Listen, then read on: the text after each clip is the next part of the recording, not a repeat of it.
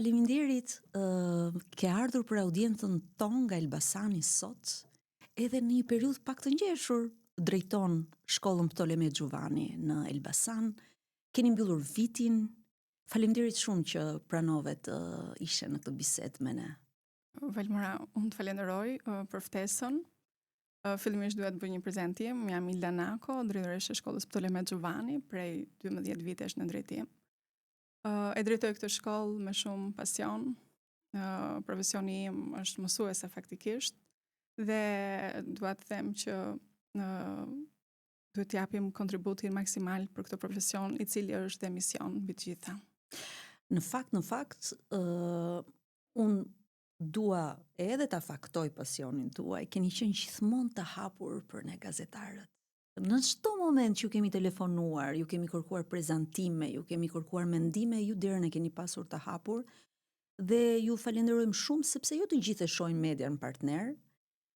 Ne në fakt mundohemi të bëjmë më të mirën dhe të shohim më të mirën në edukim, në kuptim të atyre edhe qoftë edhe pak gjërave që ndryshojnë brenda edukimit, por unë do desha t'ju pyesja, Ilda, si ka qenë ky vit për ju? Si shkollë, çfarë sfidash keni pasur? Çfarë kënaqësish, çfarë arritjesh keni pasur gjatë këtij viti? Si çdo fillim viti shkollor, viti 2024-2025, e filloi vitin shkollor normalisht me regjistrimin e nxënësve. Jo ajo pritshmëri që ne prisnim, duke parë që shkolla Ptolemet Xhuvani është një shkollë që i takon një lagje me komunitet rom dhe egjiptian. Kështu që dhe regjistrimet nuk ishin të pritshme. Më të ulta këtë vit? Nuk ishin të pritshme, duke qenë se është një shkollë që është drejt segregimit. Fillimisht u regjistruan 18 nxënës në klasë të parë që u ulën për herë të parë në bankat e shkollës. Si shkollë është një shkollë e vogël ku studiojnë 171 nxënës ditën dhe 55 nxënës ndjekin mësimin me kohë të pjesshëm. Pra, që variojnë nga mosha 16 deri 60-65 vjeç. Ishte e pritshme sepse ishte e papritur në kuptimin ju kishit pritshmëri më të larta, apo praktikisht po ndodhin disa fenomene brenda shoqërisë sonë që ne nuk po ju vëmë rëndësinë e duhur. Çfarë ka ndodhur me komunitetin? Po i largon fëmijët nga edukimi? Po emigron komuniteti? Keni ndonjë të dhënë ose të paktën nga biseda që mund të keni me prindër të komunitetit apo? Në vitet e fundit, pra aq kohë sa unë e drejtoj këtë shkollë dhe nuk kam pas shkëputje, ka pas ikje masive të nxënësve drejt shteteve si Franca, Gjermania, Italia, po sigurisht. Ky fenomen është hasur shumë vitet e fundit. Por nuk besoj se ka qenë vetëm ky shkaku i uljes numrit të nxënësve në shkollë. Ideja është që prindrit po rezistojnë për t'i sjellë fëmijët? Nuk janë të kënaqur me sistemin? Jo, prindrit janë të kënaqur, nxënësit vinë në shkollë, e duan shkollën, e duan arsimin, dhe pse familjet e tyre, dashur pa dashur, duhet ta pranojmë, nuk janë arsimdashës, kemi prindër që nuk janë arsimuar, kemi prindër që ende nuk e kanë përfunduar vetë arsimin e detyrueshëm, arsimin bazë të detyrueshëm, kështu që ne hasim vështirësi për t'i tërhequr për t'i sjellë të shkolla. Në shumë raste që dhe fëmijët e tyre të arsimohen dhe të edukohen dhe ta përfundojnë arsimin e detyruar. Është vërtet, ne kemi folur në fakt edhe me ekspertë të tjerë që njohin realitetin e komuniteteve edhe se sa ndonjëherë aspekti kulturor, kultura brenda komuniteteve është përcaktuese. Apo fenomeni martesave të hershme, për shkakun që është një problem tjetër dhe e kuptoj qartësisht se në çfarë sfidash jeni ju. Sepse po ju erdhën nxënësit, pastaj ju do punoni me ta apo jo? Unë të falenderoj për pyetjen dhe përfitoj nga rasti që të falenderoj stafin pedagogjik të shkollës Ptolemet Xhuvani, mësuesit e kësaj shkolle, cilët përveç se rolit të tyre dhe profesionit të mësuesit, ato një rol të dyfisht dhe të trefisht me këto nxënës.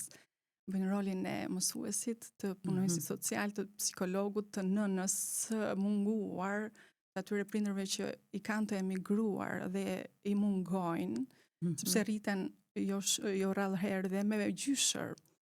Pra ato gjatë periudhës së arsimimit rriten me gjyshër sepse prindrit e tyre i kanë larg. Kështu që mësuesit detyrohen ti mbajnë afër, ti kuptojnë ndjenjat e tyre, emocionet e tyre, mungesat që ato, bëshllëqet e problemeve në familje që ato shpesh herë i shprehin dhe me ne. Po çfarë mund të bëjmë ne, Ilda, si shoqëri? Se nuk pritet vetëm puna nga shkolla brenda, pra që jeni ju. Ne si shoqëri si mund të ndihmojmë? A mund të bëhemi pak më ndihmues, a mund të bëhemi pak më orientues? Kur shohim ndoshta prindër të fëmijëve ose prindër të komunitetit që janë në dilema, mos ndoshta duhet t'i orientojmë ose t'ju tregojmë mbase një rrugë që do ju sjelli një rezultat të caktuar, siç është edukimi. Apo ne si shoqëri jemi larg dhe themi, okay, është zgjedhja e tyre? Atëherë, siç dhe thash më parë, ne profesioni ynë është mësues. Ne nuk mundemi dot të bëhemi superheroj për të zëvendësuar dhe por kërkojmë dhe ne shumë në fakt nga ju rolin e prindit apo rolin e munguar të nënës që emigron jashtë. Por ajo që ne mund të bëjmë shumë mirë është puna jonë. Të punojmë me profesionalizëm, të punojmë me përkushtim. Kjo është ajo që na takon ne.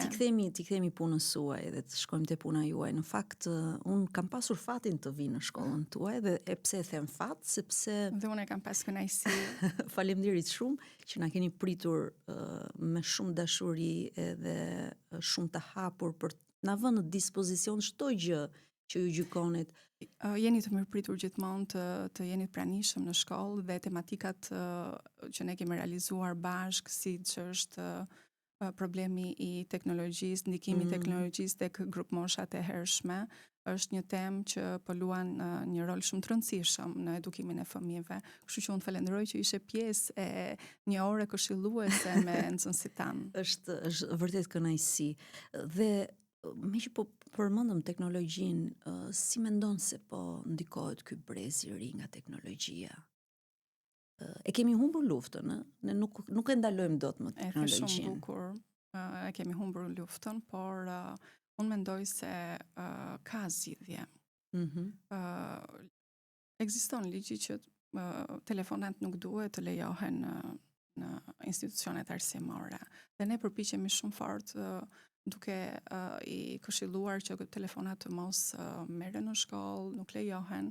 Ndonjëherë kemi konflikte edhe me prindrit. Pse çfarë thon prindrit? Sepse prindrit thonë, jo, ne duam fëmin ta ketë telefonin aty sepse e kontrollojmë ku është, në çfarë ore doli nga shkolla, kështu që kemi disa problematika për të bindur dhe prindrit, pra jo vetëm duhet luftoni me fëmijët. Patjetër, kështu që në kuptimin e mirë që t'ju tregoni se cila është rruga mbase më efektive për përdorimin e teknologjisë, po keni punën dhe me prindrit apo jo? Por ajo që vë re unë është ndikimi i teknologjisë tek emocionet e fëmijëve, tek sjellja e tyre është shumë problematike. Ndonjëherë rastet e konflikteve fillojnë në shtëpi.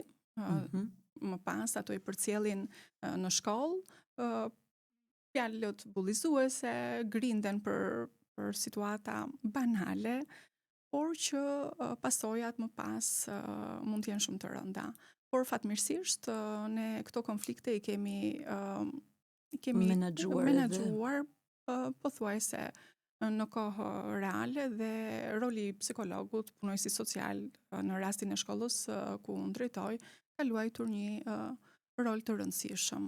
Kur e krahason se ke drejtuar për vite shkollën, ke përvojë të gjatë, kur e krahason si ka ndryshuar kjo sensi i përplasjeve brenda brezit, të ndikuar dhe nga teknologjia, është përkeqësuar, është transformuar në një formë tjetër, po them përplasjen të rinjt për veshjet sot, përplasjen të rinjt ku i bëjmë pushimet, përplasjen të rinjt pse më shave, pse të shava, cilat janë ato specifikat e këtyre brezave të rinj që të paktën në këndvështrimin tim ka ndryshuar. Ne i shohim në universitet, ka një transformim të jashtëzakonshëm nga brezi në brez. Pastaj kur e krahason në 5 vjeçar, është më ekstrem. Siç bëra dhe prezantimin në fillim, shkolla Ptolemen Xhovani ka nxënës që vinë nga komuniteti rom dhe egjiptian, ku vështirësitë ekonomike, sociale, janë pothuajse shumë të vështira. Dhe problemet të tilla që ju përmendët nuk ekzistojnë. Pra, aty ka fëmijë që nuk kanë udhëtuar ndonjëherë për të parë Pogradecin apo Durrësin. Dhe kur organizojmë ndonjëherë ekskursione dhe i themi dëshironi të shkoni, duam të shkojmë se kemi parë ndonjëherë dhe nuk kemi shkuar ndonjëherë me pushime me prindrit. Kështu që të tilla konflikte ne nuk i kemi, por konflikte kullizuese patjetër që po ekzistojnë, në çdo shkollë ekzistojnë. Këto konflikte normalisht që kërkojnë kohë, kërkojnë vigjilencë. Më thej një gjë shumë të bukur në bisedat para që ne kemi zhvilluar para se të zhvillonim këtë podcast. Ajo që vije re ti ishte që ne nuk duhet të jemi, ose të paktën një nga zgjidhjet që ofrove, që nuk duhet të jemi neglizhent, një, dhe familja, 2. Është e vërtet. Është shumë e rëndësishme që konfliktet të para kuptohen, pra nga stafi pedagogjik, nga mësuesit, të cilët janë aktorët e parë të bashkëpunimit midis nxënësit dhe mësuesit në klasë, dhe më pas i adresohet për këshillim punojësi social. Asnjëherë nuk duhet të anashkalojmë problematikat që fëmijët përcjellin tek ne, edhe ato më të voglat. Është shumë e rëndësishme që t'i dëgjojmë fëmijët kur ato shprehin një shqetësim dhe t'i gjejmë një zgjidhje sa më të shpejtë. Bashkëpunimi me prindër, të themi, është shumë e mirë, do t'ju gënjeja. Por ne përpiqemi që bashkëpunimin me prindër ta kemi gjithmonë pranë dhe të gjejmë një zgjidhje sa më të drejtë, në interesin më të lartë të fëmijës, patjetër, sepse ai është interesi të gjithëve. Patjetër. Aty takuam fëmijë të mrekullueshëm. Fëmijë që janë të angazhuar në projekte mbi mjedisin, fëmijë me vizion, fëmijë që flisin shumë bukur. Domethënë ti nuk e dalloje dot nëse ishte një fëmijë i klasës së 8, të 9, apo ishte një gjimnazist, sepse formimi ishte i tillë dhe kjo është fantastike dhe një duartërkitje për punën që ju keni bërë. Dhe çfarë gjetëm tek ju? Pra se nuk ta merr mendja, se ti thua që është një shkollë që i shërben fëmijëve të komunitetit, një shkollë pak më periferike se shkollat e tjera të Elbasanit, dhe çfarë gjen aty? Gjen një super projekt. Si projekti për panelet diellore që ti nuk e mendon që mund të jetë. Dhe ajo që na bëri përshtypje ishte dhe angazhimi të rinjve i fëmijëve që mësojnë në këtë shkollë, brenda këtij projekti, të cilët na shpjeguan me aq detaje se si riciklonin, se si panelet kishin prodhuar, kishin kursyer, se si komuniteti, prindrit, fëmijët, stafi, juve. Por ne natyrisht e treguam historinë e fëmijëve të cilët na folën. Tani dua të dëgjoj këndvështrimin, sa e lehtë ka qenë për tu realizuar ky projekt që është shumë interesant në fakt. Faleminderit për pyetjen. Unë jam shumë e lumtur që shkolla Ptolemen Xhovani u përfshi në projekte të tilla, të cilat na kishin munguar në vitet më përpara. Ne ishim lënë në heshtje ku nuk ekzistonin projekte të tilla përveç përmirësimit të kushteve që të projekte i ofrojnë institucionet, por dhe organizimit dhe veprimtarive të bukura që mund të realizojnë nxënësit tanë me këto tematika kaq edukative. Përfitoj nga rasti të falenderoj Fondacionin Shoqëria për Shqipërinë, të cilët nuk kanë asnjëherë nuk kanë rreshtur së ndihmuar i këtë kontingjent, këtë shkollë në disa projekte, jo vetëm të një projekti. Ne jemi përfshirë në disa projekte, kështu që faleminderit. Po ne si gazetar gjithmonë kapim atë të veçantën. Ti e di se si kemi punën, ne? Dhe ajo vërtet na bëri shumë përshtypje. Projekti i rikonstruksionit të shkollës fillimisht u arrit me rikonstruksionin e energjisë elektrike të rrjetit elektrik në shkollë, e cila ishte e amortizuar, po. U bë nga e para, ku rrjeti elektrik u rikonstruktua nga fillimi, ku ndriçimi ishte pas rikonstruksionit fantastik. Më pas u vendosën panelet fotovoltaike në pjesën e sipërme të terracës së institucionit. Aty s'pam gjë se s'na lejoi për çështje sigurie me të drejtën. Sepse është në por i pam pamjet pastaj që dhe ishin xhiruar po. Dhe fal këtij projekti faktikisht institucioni ynë, stafi ynë, nxënësit tanë kanë përfituar një rrjet elektrik të pastër, një energji elektrike të pastër, një projekt fantastik ku unë mund të veçoj. Më erdhe përgatitur me shifra. Jo, edhe unë gjithmonë i lexoj shifrat në letër, s'ka asnjë problem në arritjet e fitimit të ardhurave të këtij projekti, sepse para se të shkojmë te shifrat, do të thënë çfarë bënin panelet dhe çfarë përfituat ju si shkollë. Atëherë, panelet fotovoltaike i arrin të prodhojnë energji të pastër diellore. Ku ne pra të panelet që po i shohim edhe në shtëpi, tek tuk në shtëpi shqiptarësh, po. Kur ne këtë energji na jepte rrjeti elektrik i shtetit. Që ju paguanit një bashkia detyronte që të paguajë. Të paguaj një faturë caktuar. Faturat e energjisë elektrike për të gjitha institucionet.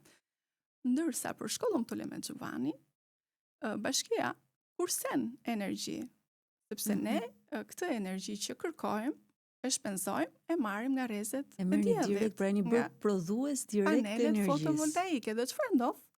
Ndodh që energjinë e tepërt që ne prodhojmë pra panelet fotovoltaike, ja ktheni rrjetit. Jo, këtë energji pra konvertohet në të ardhura për shkollën. Po. Dhe bashkia këto të ardhura që përfiton nga kursimi i energjisë elektrike, ja mundëson institucionit për rikonstruksion. Po, tani po e lidh, pra tualetet që ju keni bërë në shkollë, ishin pikërisht për shkak të kësaj. Bashkia Elbasan na ka kërkuar që çfarë kemi ne nevoja imediate për të rregulluar në infrastrukturën e shkollës. Sigurisht që në takimet me prindër, nxënës dhe mësuesit, u pa e nevojshme që të rikonstruktoheshin tualetet. Pa mendoshëm ato, se erdhëm prapë te ju. Ju e keni ndjekur për ta ndjekur, sepse vërtet ishte një histori shumë interesante. Po, dhe me të vërtet aty ne sot flasim, kemi tualete të rregulluara me standarde shumë të larta. Ndonjëherë sa pak duhet angazhimi i prindërve, i mësuesve, i drejtorisë së shkollës, duhet një donator patjetër, sepse është e nevojshme, dhe kemi këtë situatë ku ju po prodhoni energjinë, që ndonjëherë kur e mendon thua, s'ka mundësi të ndodhi në një shkollë të Shqipërisë, po ja që edhe ndodh. Dhe sot fëmijët që flasim kanë tualete të rregulluara dhe nuk përfundon këtu. Pra ne çdo vit kemi menduar që t'i kërkojmë bashkisë Elbasan rikonstruksione të ndryshme aty ku është e nevojshme për institucionin. Kemi nxitur te bashkëpunimin tani mes institucioneve, se gjithmonë në Shqipëri ka qenë probleme, thënë të drejtën. Nuk e di situatën e Elbasanit, por shohim ne si gazetarë që gjithmonë hallkat e sistemit ndonjëherë çedojnë për të komunikuar edhe për t'i nxitur dhe për t'i shtyrë gjërat, po ju pas keni nxitur shumë mirë. Bashkëpunimi është shumë i mirë, kështu që faleminderit dhe Bashkisë Elbasan, të cilët na kanë ndihmuar. Çfarë keni në plan të bëni në vazhdimsi ose çfarë nevojash keni? Mbase keni një plan caktuar për të? Sigurisht që e kemi menduar dhe kemi vendosur që të bëjmë dhe një ritakim tjetër të Këshillit të Prindërve, Këshillit Pedagogjik dhe Qeverisë së Nxënësve, në lidhje me nevojat që ato mendojnë që është imediate për të ndërhyrë në përmirësim të kushteve infrastrukturore në shkollë. Nuk mund të jemi qartë sot që flas me ju se ku do jetë përqendrimi për vitin e ardhshëm shkollor. por doja u them ndoshta Do vim në një prap, do vim komunikim. prap. E kemi kështu, e kemi pik referencë vini sa këtë herë me të Giovannin. dëshironi, patjetër jeni të ftuar. Sepse kemi, siç e thash, gjetur një ambient fantastik dhe shumë mikpritës. Dhe tjetra gjë që më bëri përshtypje në ato vizitat tona ishte sensi edhe i komunikimit, edhe i angazhimit të prindërve, por mbi të gjitha rritja e ndërgjegjësimit të rinjve, të fëmijëve që edukohen aty në raport me mjedisin. Për shembull, kishte disa mokete që fëmijët në bashkëpunime më të rriturit kishin realizuar dhe ti thoshe ishe në një ekspozit arti diku jashtë apo brenda një shkolle, riciklimi edhe i mbetjeve që në fakt aty mësohet. Është e vërtet. Na thua ne ricikloj, ne e kemi të vështirë apo jemi rritur ndryshe. Valmora, projekte të tilla, përveç se përmirësojnë kushtet e infrastrukturës, ka një rol të rëndësishëm tek nxënësit dhe në edukimin e tyre, në lidhje me kujdesin mjedisor. Ngrohja globale është një problem global, siç vetë e thotë fjala. Kështu që na lind detyra për t'i mësuar këto nxënës të bëjnë qytetar të denj. Por si do bëjnë qytetar të denj nëse ne nuk ja tregojmë ato me situatat konkrete, siç është dhe situata e paneleve fotovoltaike. Sigurisht që nxënësit në këtë projekt kanë mësuar të bëjnë dhe ushtrime matematikore dhe fizike. Se si mund mësuesja e matematikës dhe fizikës ka arritur të krijojë problema për të zgjidhur disa situata në lidhje me shifrat e prodhimit të energjisë elektrike dhe kursimit. E të kalojmë të shifrat Anise, e nise për ta thënë. Patjetër.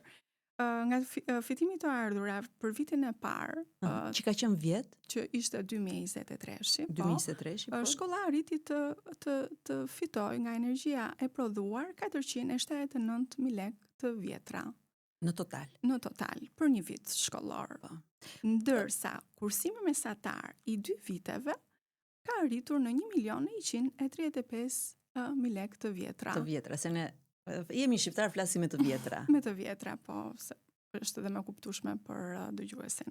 Kështu që këto panele fotovoltaike janë një projekt i shkëlqyer për shkollën tonë, me kaq sa kanë sjell përfitime kaq të mira, ku sigurisht që ne do t'i adresojmë kundrejt përmirësimit të kushteve për një mësimdhënie sa më cilësore. Vazhdojnë mirëmbahen tani si ndodh? Apo s'ka nevojë për një mirëmbajtje të jashtëzakonshme? Jo, nuk ka nevojë për një mirëmbajtje, megjithatë ato monitorohen gjithmonë nga qendra që është në Tiranë dhe ato e shikojnë me anë të inxhinierëve të tyre. Kur është e nevojshme ndërhyrja. Më bëri përshtypje po ashtu përtej devotshmërisë që keni si staf edhe angazhimi i prindërve. Pra, ne takuam një prindit e cila thoshte që fëmia erdhi dhe më tregonte për këtë projektin, se nuk është vonë dhe të na edukoni dhe ne, me thënë të drejtën, nuk është vonë. Ishte, është e vërtet, fëmijët atë çka dëgjojnë dhe mësojnë në shkollë e transmetojnë shumë bukur dhe në shtëpi. Duke i treguar prindërve projektin, financimin që arriti të ketë shkolla, prindrit filluan të ishin të interesuar dhe gjithmonë kërkonin sqarim se çfarë po ndodhte në shkollë. Dhe sigurisht në takimet posaçme që ne kemi bërë, ja kemi sqaruar arritjet që kemi pasur dhe financimin nga Fondacioni Shoqëria për Shqipërinë kanë qenë entuziazm, mbështetës dhe falenderues sigurisht. Projektet të cilat ne i kemi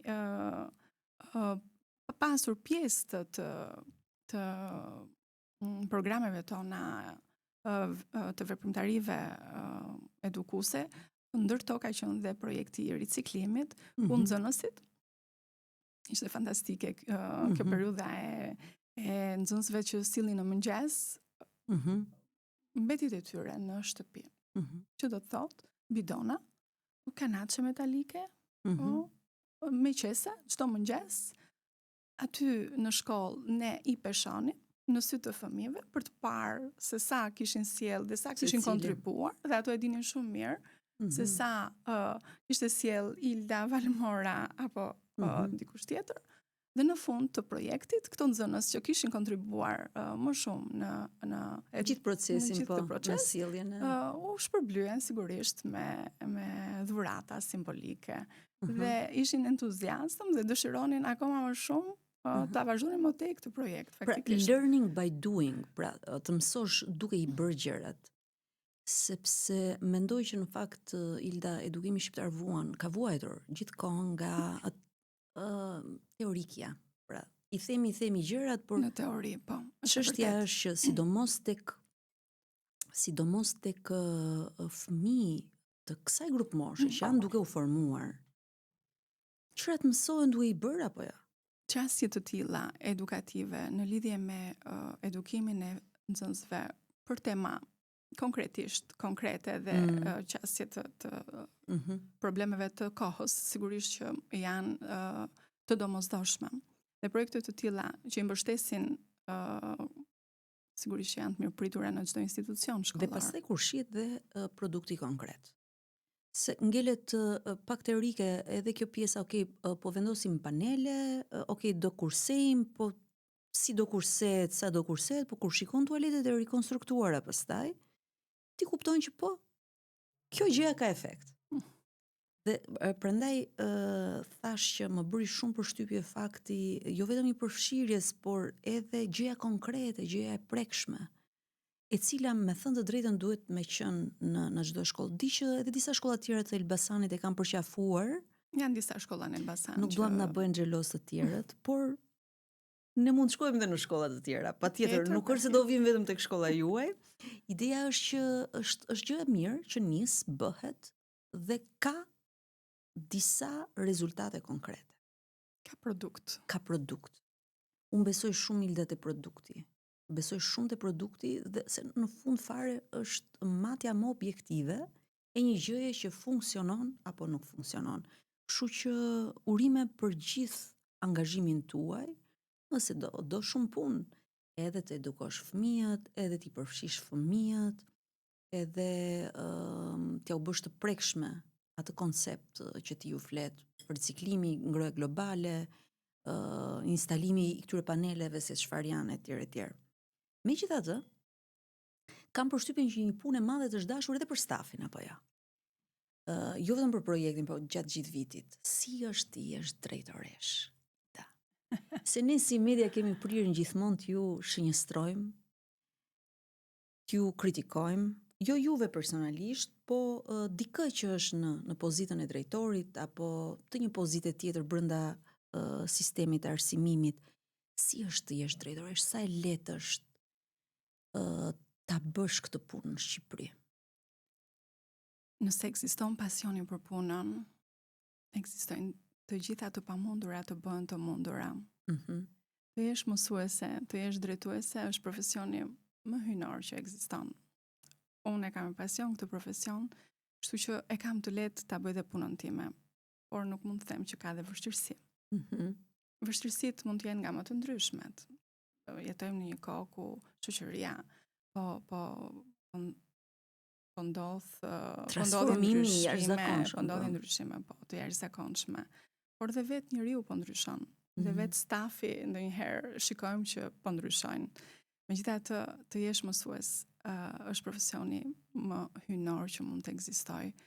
Stafi im është një ndër stafet që unë e vlerësoj shumë. Ka një përkushtim të jashtëzakonshëm në punën që bëjnë. Janë të përgjegjshëm ndaj punës së tyre.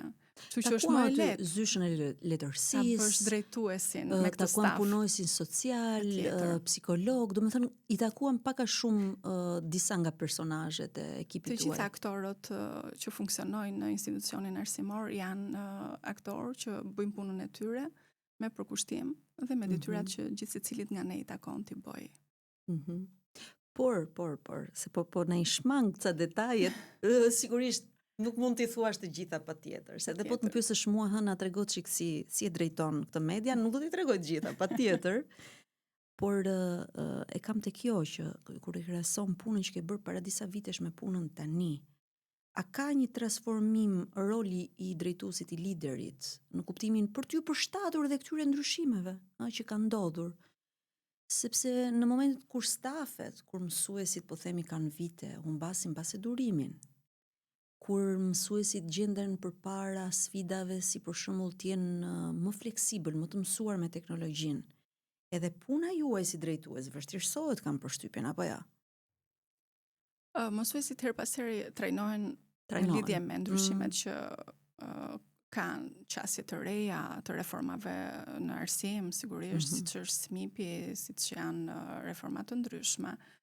Por falë përsëri projektit Fondacioni Shoqëria e Hapur për Shqipërinë, stafi i Ptolemet Xhuvanit nuk i mungojnë as pajisjet e teknologjisë. Po, e pash kishit një sallë shumë të mirë. Sigurisht që aty janë të gjitha pajisjet e nevojshme, ku gjithë secili nga mësuesit ndjen veten për të punuar i qetë dhe komod në punën që bën. Sigurisht që ka vështirësi. Sigurisht, sepse me disiplinën si e kemi punën në shqiptarët, se kjo pjesa e disiplinës është pika kritike, mendoj. Unë mendoj që të jesh një drejtues, pika më e fortë që duhet ketë është disiplina. Dhe atë duhet ta tregoj fillimisht tek vetja, më pas ta përcjelli tek stafi. Unë jam përpjekur ta demonstroj në mënyrën time, nga them se kam bërë mirë, nuk mund të vlerësoj veten time, por këtë gjë e kam gjetur dhe tek stafi, sigurisht. Drejtuesi duhet t'japi modelin. Po. Për këtë jam e bindur.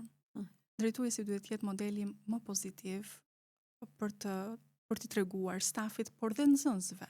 Se si punohet. Se si punohet. Nëse ai e pasyron tek vetja, sigurisht që do ta gjejë edhe tek stafi. Pra, edhe pse jemi 30, 40, 50, të shohim gjithmonë modelin.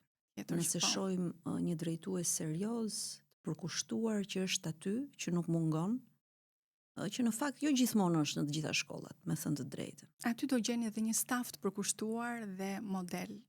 Jam e bindur për këtë. Askush nuk i shan stafet e veta.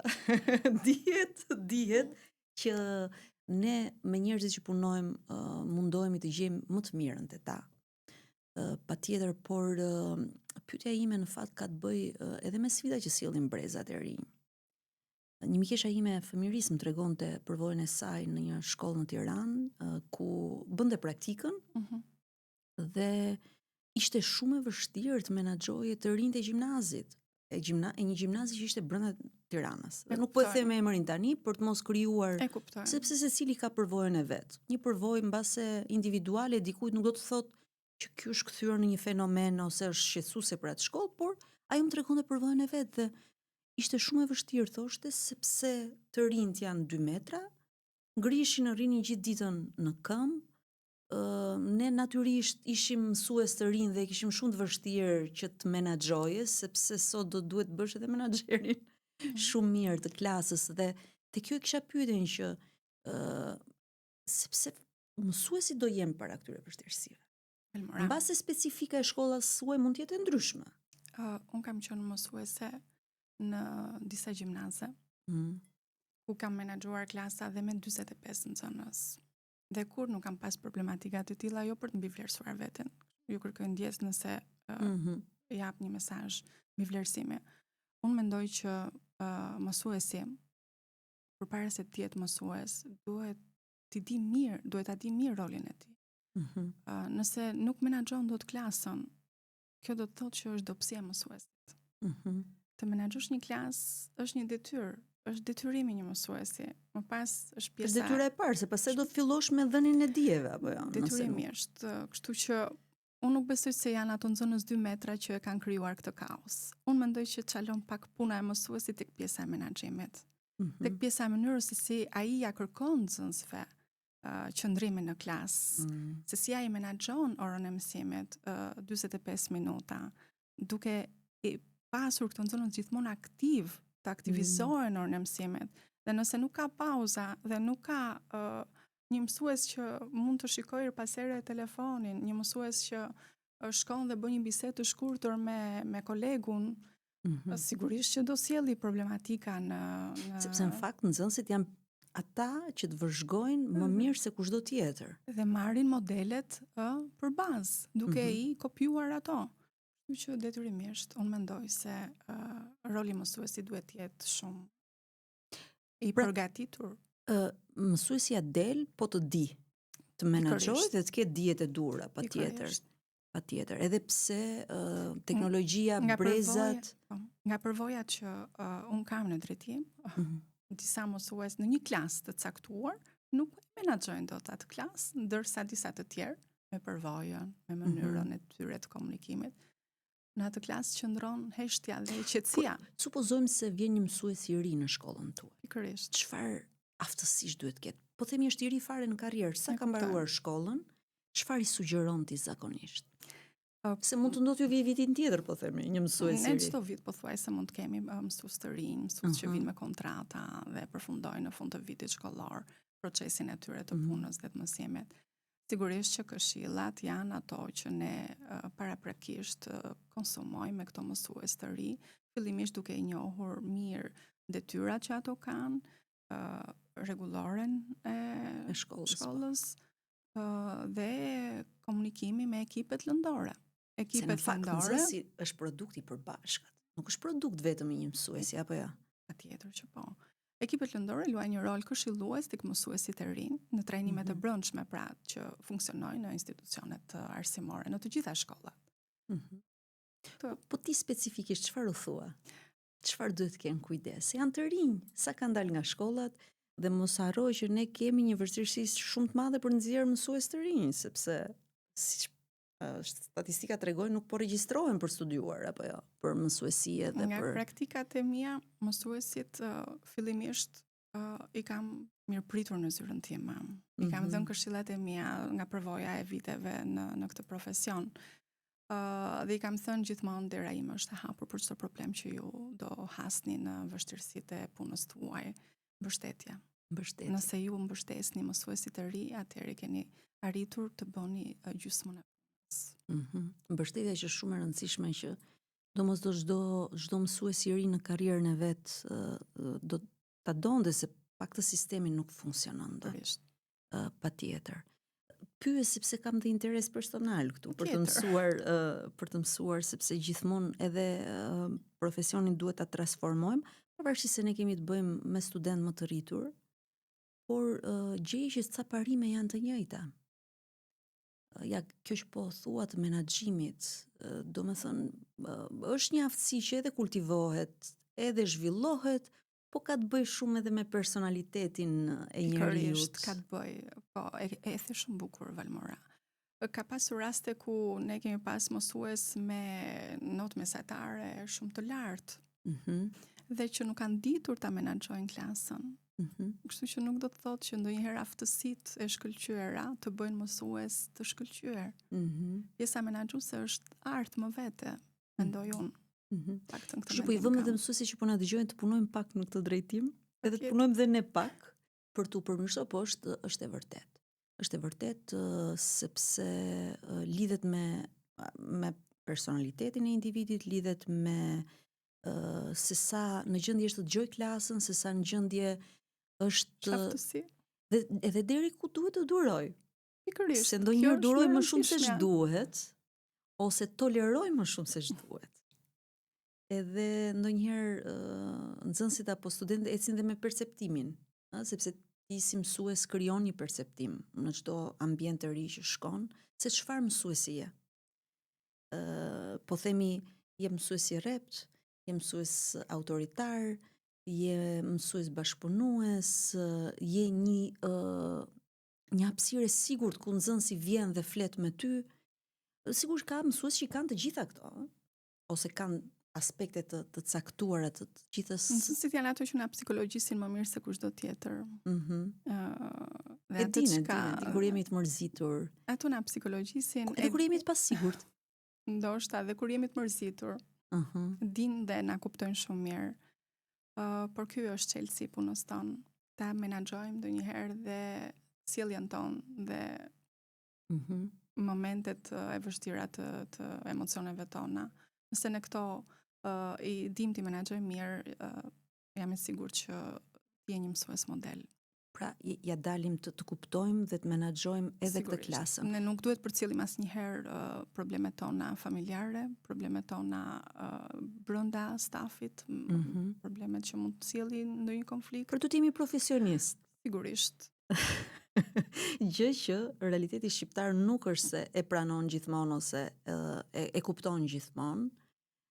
Dhe ti gjen pastaj pjesëtar të stafit, ndoshta jo në shkollën tuaj, po të paktën ato eksperjenca që kemi që kalojnë tek pjesa që po ne jemi njerëz, kemi dhe ne ato hallet tona, emocionet tona etj. Në orar të punës, po ti duhet me qenë profesionist. Duhet profesionist. Si po i përballoni këto sfidat e kohëve që janë edhe transformuar, po themi bullizmi është transformuar, ka kaluar në hapësira virtuale kryesisht, por që kanë përshtypjen që transferohet edhe te shkolla.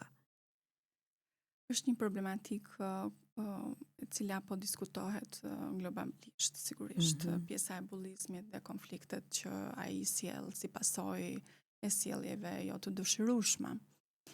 Sigurisht në çdo institucion arsimor, bullizmi menaxhohet nëse kapet në kohë, nëse çdo institucion dhe çdo aktor i punës tonë dita menaxhoj situatën edhe këto situatash kërkojnë shumë angazhim, kërkojnë shumë përkushtim, ku të gjithë ne duhet të jemi rol kyç për zgjidhjen e problematikave. Ajo çka unë do doja ti përcjellja dëgjuesve është përkushtimi dhe anashkalimi. Nuk duhet anashkalojmë punën tonë, nuk duhet anashkalojmë situatat problematike, sa do të vogla qofshin ato.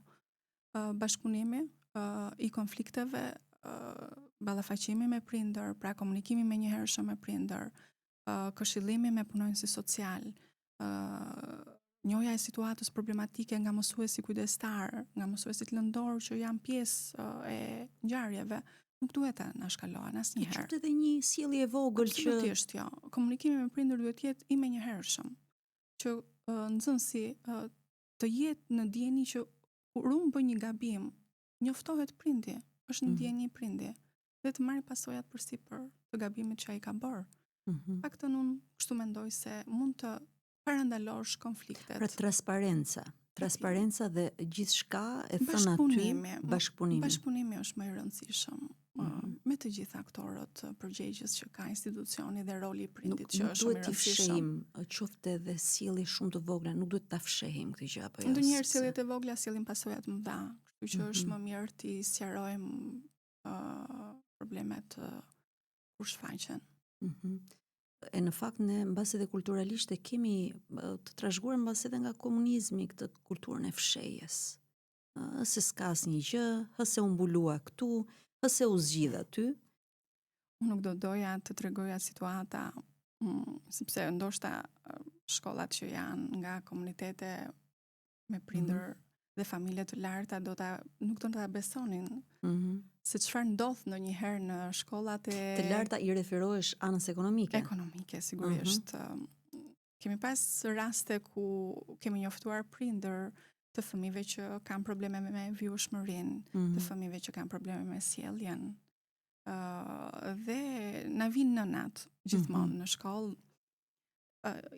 I themi nënave që duhet gjejmë një zgjidhje të përbashkët që fëmia të ketë një përmirësim në ecurinë e tij të vazhdueshme dhe rezultatet e veta, po. Dhe nënat na thon, ju lutem, të mos e marri vesh bashkëshorti, sepse në shtëpinë tonë ndodh gjëma dhe ndonjëherë i fshehin konfliktet që fëmijët e tyre bëjnë. Prindrit vet bëjnë në shkollë, po, pikërisht. Nënat i fshehin. I fshehin dhe këto gabime përsëriten dhe vazhdojnë të përsëriten. Dhe kushtojnë shumë. I kushtojnë atij fëmije, i kushtojnë asaj familje, na kushtojnë ne. Ajo që vëreun është që na e vështirësojnë punën tonë akoma më shumë. Se dhe ne jemi në një pozicion shumë të vështirë ku bashkëpunimi i prindërve është i cënuar. Edhe një dilemë etike, domethënë ta njoftosh babain me parashikimin, si thua fatkeqëse mund të ketë dhunë aty brenda familjes, dhe ti stepesh thua atëherë mos ta shkaktoj unë këtë gjë. Pikërisht. E kjo nuk duhet ndodhi. duhet jetë e kundërta. Pra duhet që prindrit të jenë aty. Po, kemi sfidë madhe, duhet edukojmë dhe prindrit dhe ju në fakt po e bëni. Dhe jo më kot unë ju thash pak më parë në intervistën time që puna e mësuesit është shumë e vështirë. Shumë e vështirë për situata të tilla. Shumë e vështirë. Që ka përcejnë përtej kompetencat që ai ka. Edhe puna vështirësohet më shumë për faktin se jeni arsimit detyrueshëm. Pikërisht, dhe nuk marrim dot masa përjashtuese përveç se disa masave ndëshkuese të lehta për këta fëmijë që bëjnë sjellje jo të hishme, që mund të krijojnë konflikte dhune fizike dhe ti mund të japësh vetëm një masë këshilluese, parandaluese, por jo përjashtuese. Patjetër, sepse synimi është ti sjellim këta fëmijë të komunitetit aty në shkollë. Dhe është një qëllim shumë fisnik dhe qëllim që shoqëria e pret rezultatin e mirë për të formuar këta individ. Sa nxënës kanë për klasat tuaja tani? Mesatarja? Mesatarisht 18 nxënës për çdo klasë. Pra që ngeni tipikisht si një shkollë private. Po, është një punë shumë komode, të punosh me kaq nxënës në klasë. Unë nuk e kuptoj. Se e mësuar nga 45, a? Nuk e kuptoj ato shkollat që i mbi ngarkojnë nxënësit me 40, 35 nxënës në klasë. Është një punë shumë e lodhshme për mësuesin rreth parë. Shumë e lodhshme. Për gjithë stafin sigurisht. Kështu që keni këto avantazhet e mira. Pra, pak nxënës në klasë, na jep komoditet për ta menaxhuar më mirë dhe për të qenë sa më koherent me ngjarjet pikërisht. Ilda, unë nuk kam pyetje të tjera. Sigurisht mund të rrim pafund, po edhe mund të diskutojmë për çështje që mbase edhe shqetësojnë shoqërinë tonë, por më vjen mirë se shoh tek ju një qasje shumë konstruktive në drejtimin. Natyrisht duke përmendur gjithmonë që autoriteti duhet me qenë, disiplina duhet me qenë, dhe për t'i dhënë drejtim punëve, po shoh dhe aspektin shumë të butë dhe njerëzor tek ju, dhe më vjen mirë që arritëm që të paktën në këto minuta që ishim së bashkut edhe ta përsillim te audienca. Unë të falenderoj, ishte një eksperiencë shumë e bukur e imja dhe nuk doresh kur të flas për arsimin dhe për t'i dhënë mesazhe, qasje sa më pozitive kolegëve, stafeve që janë pjesë e arsimit shqiptar. Dhe faleminderit që punoni shumë me strategji, se po shikoni median si partner. Për të dhënë ato mesazhet tuaja. Media është gjithmonë mbështetëse, pozitive. Nuk e shohin gjithmonë kështu, me thënë drejtën. E qytetarëve, unë nuk e kuptoj pse nuk e shikojnë kështu. Pa media ne nuk mundemi dot të informohemi, pa media ndonjëherë na mungojnë dhe mbështetjet që janë në heshtje. Dhe kur na dëgjojnë në media, sigurisht që zgjohen për të na mbështetur. Minimalisht mund ta kenë dëgjuar 4-5 kandidatë të rinj që do aplikojnë për mësues të rinj vitin tjetër, ë? Pse jo, dhe t'ju urojmë suksese. Shumë mbarësi në punën tuaj. Faleminderit. Dhe shpresojmë shumë që të takojmë sërish pas disa muajsh. Patjetër që po. Ne mjafton një telefon për gjërat e mira që bëni dhe erdhëm direkt prap. Unë do të sugjeroja që të vinit gjithmonë të na këshillonit në takime edukuese, sigurisht këshilluese në lidhje me rolin e teknologjisë në grup moshat e hershme, është e detyrueshme, me fjalë. Unë dua që fëmijët të dinë se çfarë pasojash sjell ndikimi i mediave në jetën e tyre. Kështu që të mirëpres. Faleminderit shumë. Në takime këshilluese. Edhe do të përgatitemi me studime, me raste. Patjetër. Do kohën e vet, por faleminderit shumë. Faleminderit.